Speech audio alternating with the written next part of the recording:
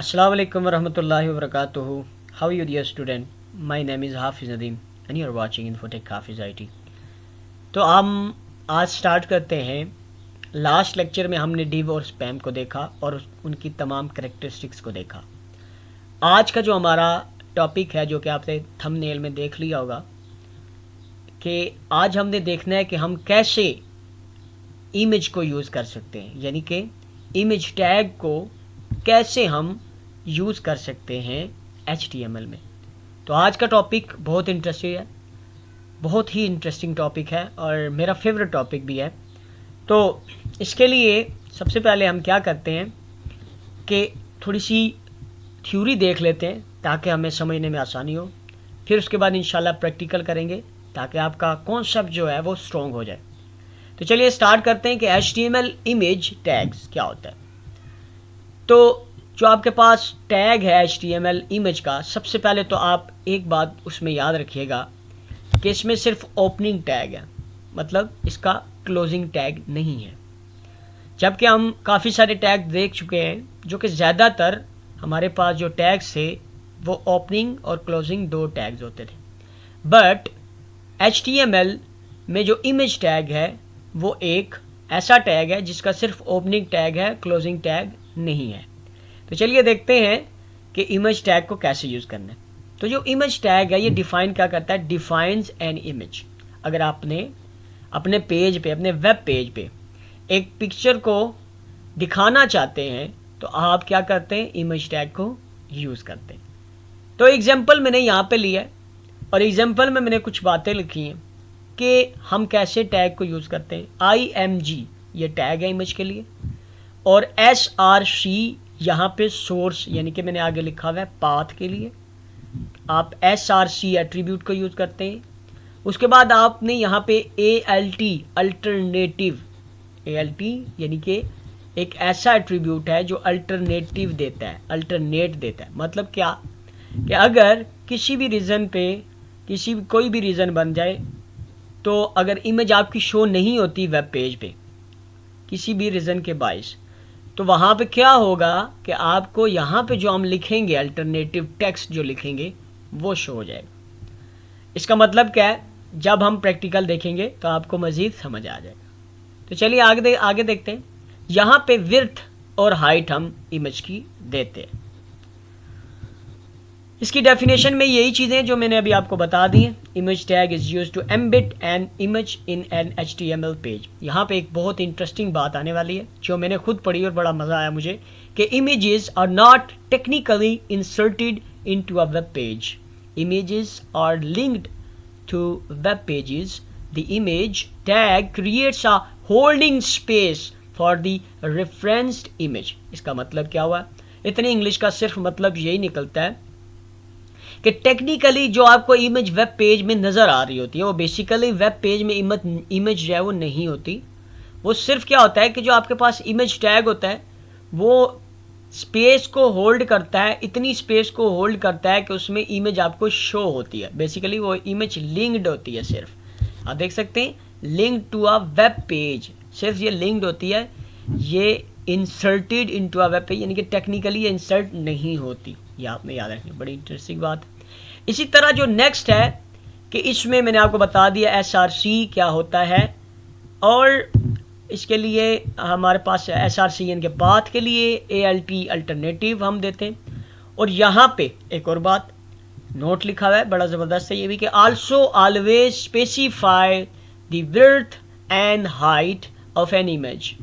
क्योंकि if width and height are not specified, the page might flicker while the image loads। ये बहुत ही interesting बात है। तो इसको मैं रेड कर देता हूँ पूरे के पूरे को, ताकि आपको समझ आए कि ये कितनी इंटरेस्टिंग बात है और कितनी ज़रूरी बात है इस चीज़ को समझना कि आपको विड्थ और हाइट ज़रूर देनी होती है।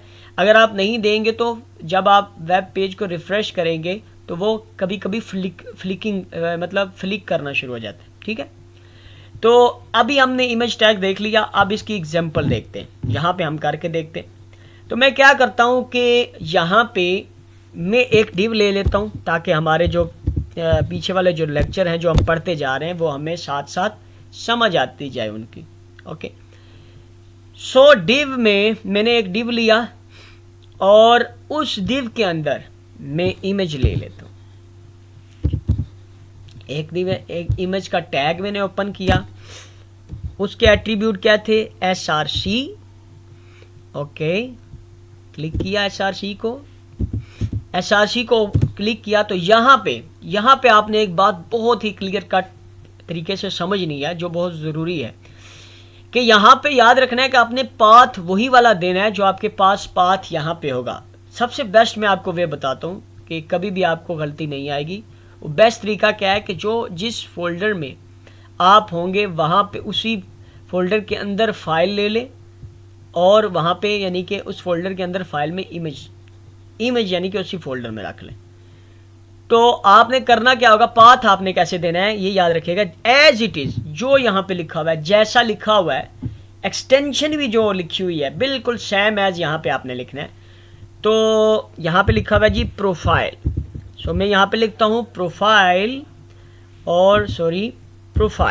यहाँ पे मैंने लिखा प्रोफाइल, उसके बाद डॉट, अब यहाँ पे मैंने जो ही डॉट किया साथ ही आपके पास ये आ गया JPEG जो इसकी जो है वो एक्सटेंशन है।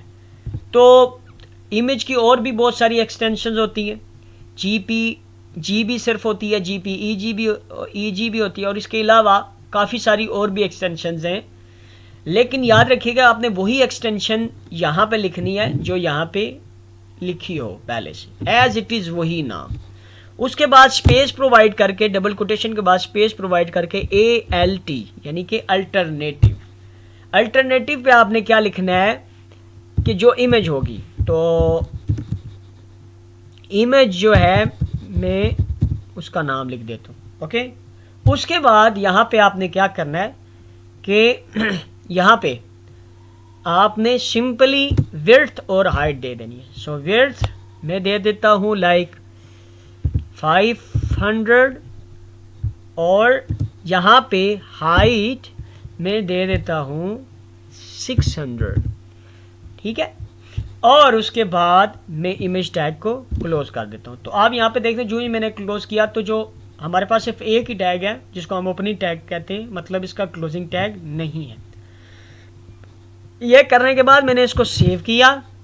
सेव करने के बाद मैं यहाँ पे आ जाता हूँ ब्राउज़र पे और इसको मैं करता हूँ रिफ़्रेश। जो ही मैंने रिफ़्रेश किया, ओके, सो रिफ़्रेश करने के बाद यहाँ नीचे आए तो आप देख सकते हैं कि हमारे पास एक इमेज आ गई है। ओके, सो अब मैं चाहता हूँ कि ये इमेज दोबारा आए, एक और इमेज। मैं आपको एक चीज़ समझाना चाहता हूँ। मैं इसी को कॉपी करता हूँ और इसी डिव में इस इमेज को फिर से लिखता हूँ। ओके, सो चेक करते हैं, यानी कि मैंने एक और इमेज, कोई और भी हो सकती है, ये भी हो सकती है, बट मैंने इसी को रिपीट किया। तो आप देख सकते हैं कि ये इमेज कैसे आ गई। अच्छा, यहाँ पे अच्छा, इससे आपको एक बात समझनी चाहिए जो मैं समझाना चाह रहा था। मैंने इमेज ऐड की तो है तो ये डिव तो एक ब्लॉक एलिमेंट है। होना क्या चाहिए कि एक डिव के बाद दूसरा डिव जो आए वो नीचे आए, बट यहाँ पे तो हमने इमेज यूज़ की। तो इससे ये पता लगता है कि जो इमेज टैग है वो बेसिकली हमारे पास इनलाइन है, इनलाइन एलिमेंट है। तो इनलाइन एलिमेंट की जो खुसूसियत है, कैरेक्टरिस्टिक्स, वो हमने देखी थी कि वो अगर यहाँ पे क्लोज हो रहा है स्पैन एक अगर उसका यहाँ पे इनलाइन जो भी है, जैसे कि स्पैन था, तो इनलाइन अगर क्लोज होता है यहाँ पे तो आगे वाला जो इनलाइन एलिमेंट स्टार्ट होगा वो उसी के फ़ौरन बाद होगा, जो उसको जगह मिलती है वहाँ से ही वो फ़ौरन से स्टार्ट हो जाता है। तो ये इससे हमें ये भी पता लग गया जो मैं आपको बात बताना चाहता था, इसीलिए मैंने यहाँ पे ये ऐड किया। तो ये दो चीज़ें थी जो बहुत ज़्यादा इम्पोर्टेंट थी कि हमारे पास जो इमेज है वो एक इनलाइन एलिमेंट होता है। अब मैं ये करना चाहता हूँ कि मैं बैकग्राउंड एज अ इमेज को एज अ बैकग्राउंड यूज़ करना चाहता हूँ। मतलब ये कि मैं यूँ चाहता हूँ कि जितनी भी बॉडी है उसके बैकग्राउंड पे इमेज लग जाए। तो इसके लिए सिंपल एक एट्रीब्यूट जो है वो एक प्रॉपर्टी यूज़ करते हैं, ठीक है। वो स्टाइल में हम उस प्रॉपर्टी को यूज़ करते हैं। वो कौन सी प्रॉपर्टी है? बैकग्राउंड इमेज आपके सामने है, आप लिखेंगे background image. So background image, और यहाँ पे आप देंगे URL, इमेज का URL आप देंगे यहाँ पे, और यहाँ पे URL क्या होगा? सिंगल कोटेशन के अंदर आप वो URL लिख देंगे, URL जो आपने इमेज डालनी हो background, as a background. Okay, so मैं एज अ बैकग्राउंड यहाँ पे मैं मैप डॉट JPEG, यानी कि मेरे पास एक और इमेज है तो मैंने उसी फाइल के अंदर रखी हुई है, ठीक है, तो मैं वहाँ से लेके यहाँ पे रख लेता हूँ और इसको सेव कर लेता हूँ। उसके बाद मैं सिंपली यहाँ पे जाता हूँ, रिफ़्रेश करता हूँ, तो आप देख सकते हैं कि बैकग्राउंड पे इमेज लग चुकी है। लेकिन यहाँ पे मैं आपको पहले वो इमेज दिखाता हूँ। ओके, तो यहाँ पे मैं आपको डायरेक्ट ये इमेज दिखाना चाहता हूँ पहले। सो इसको देख लेते हैं कि इमेज कौन सी है। तो यहाँ पे आप देख सकते हैं कि ये सिर्फ सिंगल इमेज है, एक बाइक है, और आप ये देख सकते हैं ये तो एक सिंगल इमेज है, बट यहाँ पे हमारे पास सिंगल इमेज नहीं आ रही। आपने गौर किया? यहाँ पे हमारे पास रेपिटेशन है, बैकग्राउंड में जो इमेज आई है उसकी रेपिटेशन हो रही है, बार बार वो रिपीट हो रही है। अच्छा भाई, अब मैं ये करना चाहता हूँ कि जो इमेज है वो रिपीट ना हो, तो मैं क्या करूँगा कि मैं यहाँ पे जाके मैं कहता हूँ, यहाँ पे जाने के बाद मैं लिखता हूँ कि वो रिपीट ना हो। तो उसके लिए मुझे क्या करना होगा? एक स्टाइल और यूज़ करूँगा मैं, और यानी सॉरी एक एट्रीब्यूट यूज़ करूँगा। और एट्रीब्यूट क्या यूज़ करूँगा कि बैकग्राउंड जो इमेज हमारी बैकग्राउंड इमेज रिपीट, वो रिपीट हो ना रिपीट हो, ये सारा। तो मैं कहता हूँ नो रिपीट। क्या कहता हूँ? No repeat. तो अब क्या होगा कि जो बैकग्राउंड इमेज रिपीट हो रही है वो रिपीट नहीं होगी। तो चलिए देखते हैं, यही होने वाला है, देखते हैं। तो रिपीट हो रही है, इसका मतलब हमने सिंटैक्स थोड़ा सा गलत लिखा है कहीं। तो यहाँ पे दोबारा चलते हैं, बैकग्राउंड इमेज रिपीट, और यहाँ पे आएगा नो रिपीट। ये देखें, यहाँ पे हाइफन भी था बीच में, इसीलिए नहीं हुआ जो हम करना चाहे। तो अभी देखते हैं। तो आप देख सकते हैं कि यहाँ पे अब इमेज एक ही दफ़ा आई है, रिपीट नहीं हुई। ओके, सो अगर आपने रिपीट नहीं करनी इमेज तो आप सिंपली लिखेंगे नो रिपीट, ये एक प्रॉपर्टी यूज़ करेंगे। बट आप कहते हैं कि ये इमेज जो है वो रिपीट हो। बाय डिफ़ॉल्ट क्या होता है कि इमेज जो है वो रिपीट होती है, बाय डिफ़ॉल्ट इसकी property as a repeat use होती है। सो रिपीट अगर मैं करना चाहूँ तो अब आप देखेंगे बाय डिफ़ॉल्ट ऐसी ही होती है जैसे मैं करने वाला हूँ। तो देखें रिपीट होगी। तो अब मैं कहता हूँ कि भाई रिपीट ना होते हुए और इसकी जो वैल्यूज़ हैं, इस प्रॉपर्टी की जो वैल्यूज़ हो वो देखते हैं। इनहेरिटेड है, इनिशियल है। मैं आपको बाकायदा इनहेरिट और इनिशियल इस पर एक अलग से लेक्चर दूंगा कि ये क्या चीज़ होती है। ये बहुत सारे एलिमेंट्स के साथ ये प्रॉपर्टी यूज़ होती है, मैं आपको बताऊँगा। पर यहाँ पे हम देखते हैं। अब रिपीट एक्स एक्सिस, ये भी यूज़ करके देख लेते हैं कि ये एक्स एक्सिस रिपीट क्या चीज़ है। ये देखें, सिर्फ एक्स एक्सिस में रिपीट होगी। ओके, अगर मैं चाहता हूँ कि इमेज रिपीट हो एज अ वाई एक्सिस, तो मैं एक्स की जगह यहाँ वाई लिख दूंगा बस, और कुछ भी नहीं। तो कि वाई एक्सिस पे रिपीट होगी इमेज सिर्फ। ओके, तो ये आप देख सकते हैं वाई एक्सिस पे हमारे पास इमेज रिपीट हो रही है, सिंपल। आप देखते हैं इसकी और कौन सी वैल्यूज़ हैं, इस एट्रीब्यूट की और इस प्रॉपर्टी की कौन कौन सी वैल्यूज़ हैं। राउंड, चले राउंड करके देखते हैं, जल्दी से देख लेते हैं। राउंड का क्या मतलब हुआ कि हमारे पास रिपीट हो रही है एज अ राउंड, यानी कि पूरे के पूरे ऐसे रिपीट हो रही है, ऐसे यहाँ से यहाँ गई, यहाँ से यहाँ गई और यहाँ से यहाँ, ये पूरे round as a round repeat हो रही है। अच्छा, उसके बाद हमारे पास है जो फाइनली यहाँ पे हम देखते हैं राउंड के बाद स्पेस। अब देखते हैं इस वैल्यू में क्या निकल के आता है, चेक करते हैं इस वैल्यू को। देखें स्पेस, यानी कि क्या हुआ सॉरी, यहाँ पे हर इमेज के दरमियान ऊपर नीचे यहाँ पे स्पेस प्रोवाइड हुई है, ठीक है। तो आप ऐसे भी रख सकते हैं। अच्छा, उसके बाद और देखते हैं हमारे पास कौन सी वैल्यूज़ हैं इस प्रॉपर्टी की। अनसेट, ओके, सो इसको भी चेक करके देख लेते हैं क्या आता है, क्योंकि हमने तो प्रोग्रामिंग के साथ खेलना है, जो जितना आप खेलेंगे उतना ही आप सीखेंगे। तो यहाँ पे देखें, अनसेट का मतलब बाय डिफ़ॉल्ट वाली जैसी वैल्यूज़ है वही आती है, ठीक है। उसके बाद अनसेट का मतलब क्या हुआ कि जो बाय डिफ़ॉल्ट हमने वैल्यू लानी है वो, तो नो रिपीट भी हो गया, बैकग्राउंड भी। अच्छा, इसमें मैं क्या कर देता हूँ, मैं कर देता हूँ नो रिपीट।